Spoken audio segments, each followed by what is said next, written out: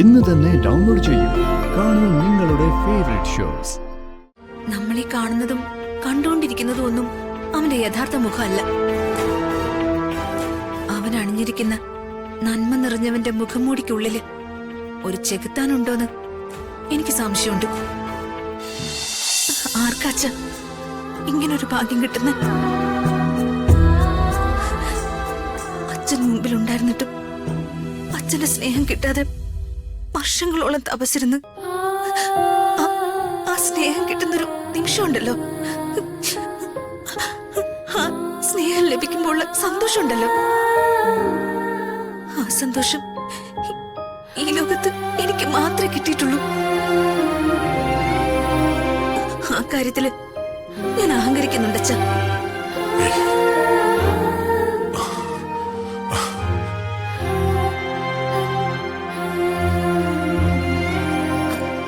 ഞാൻ അച്ഛനെ വിഷമിപ്പിച്ചെങ്കിൽ സോറി. നിന്റെ സന്തോഷം എനിക്ക് മനസ്സിലാവും.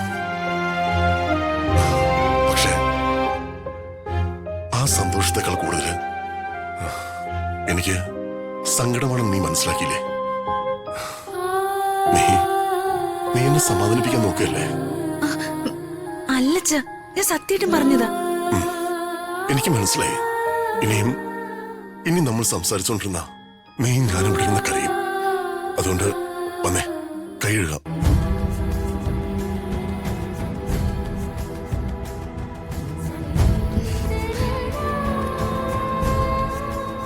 റോഹന്റെ കാര്യം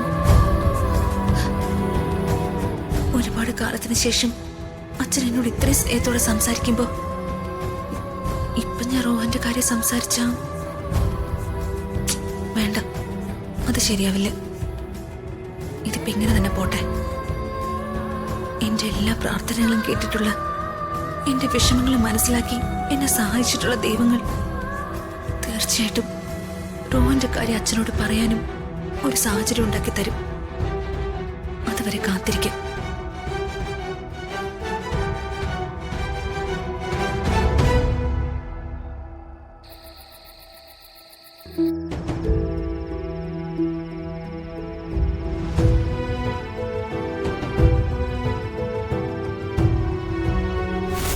നമ്മളൊക്കെ മനസ്സിൽ പ്രതിഷ്ഠിക്കുന്ന ചില വിഗ്രഹങ്ങളുണ്ട്.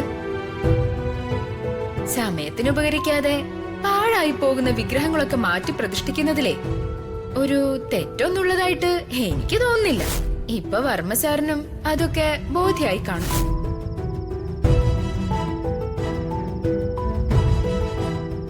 നമ്മുടെയൊക്കെ പേരിൽ എന്തെങ്കിലും ആരോപണം ഉണ്ടായാൽ അതിനൊക്കെ പരിഹാരം ഉണ്ടാക്കാൻ ദൈവം ഒരാളെ നിയോഗിക്കുമെന്ന് ഞാൻ വിശ്വസിക്കുന്നു. എന്റെ പേരിലുള്ള ഈ ആരോപണം കെട്ടിച്ചമച്ചതാണെന്ന് തെളിയിക്കാനായി ദൈവം എനിക്കായി നിയോഗിച്ച ആളാണ് ഈ നിൽക്കുന്ന റോഹൻ.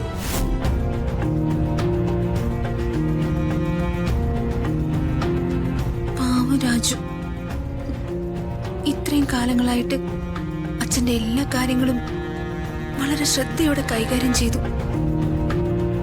ഒന്നിനും ഒരു വീഴ്ച വരുത്താത്ത രാജുവിന് ഇപ്പോ അച്ഛന് ഇത്രയും വലിയൊരു പ്രശ്നം ഉണ്ടായപ്പോ അതിലൊന്നും ചെയ്യാനാവാത്തതിന്റെ നല്ല വിഷമം ഉണ്ടാവും.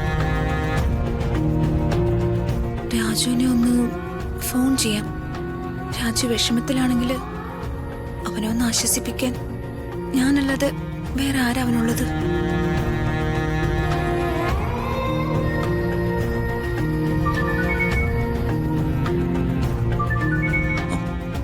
മാഡമാണല്ലോ.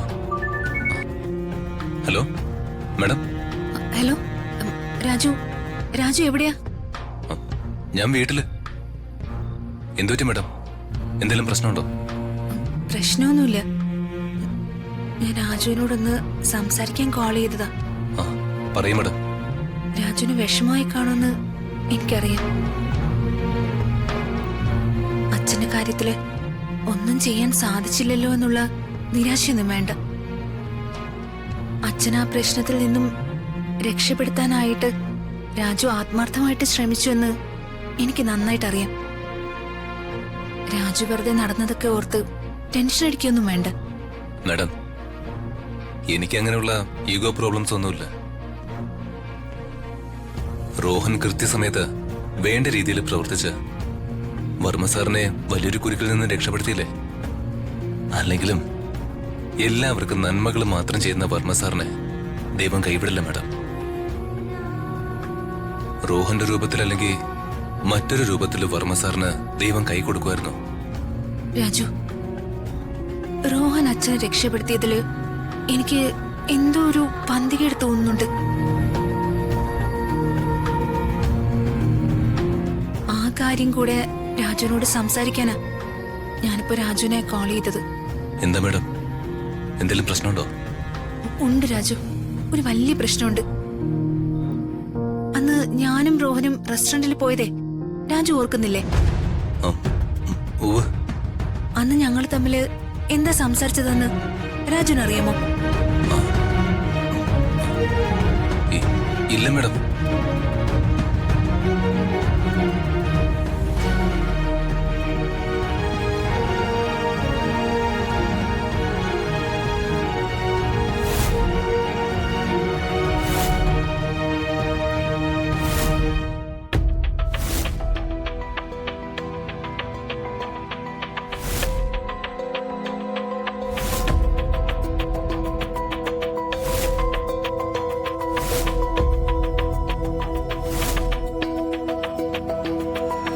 പക്ഷെ അന്ന് ഞാൻ അത്രയൊക്കെ പറഞ്ഞിട്ടും വീട്ടിലേക്ക് തിരിച്ചു വന്ന റോഹൻ അതിനൊക്കെ വിപരീതമായിട്ടാ എന്നോട് പ്രവർത്തിച്ചത്.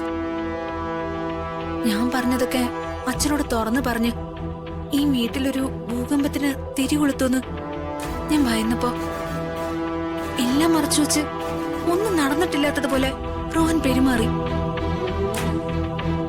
അത് റോഹന്റെ നല്ല മനസ്സായതുകൊണ്ടൊന്നും അല്ല.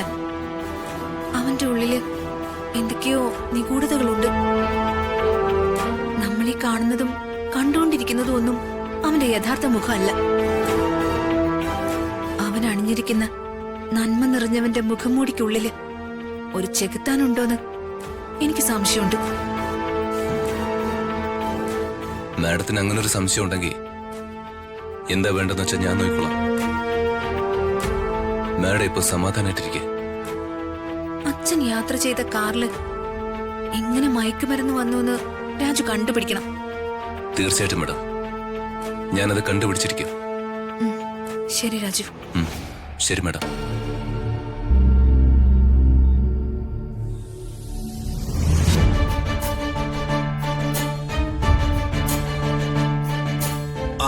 അളിയ,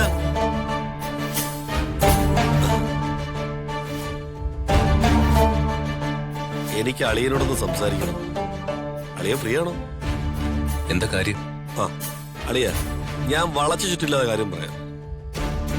അളിയൻ ഇങ്ങനെ എപ്പോഴും ആ ഋതിക മേഡത്തെ ഫോൺ വിളിച്ച് അവരെ കാര്യത്തിൽ ഇടപെട്ട് സാമായം കളയാതെ സ്വന്തം കാര്യം നോക്കി ജീവിക്കണം.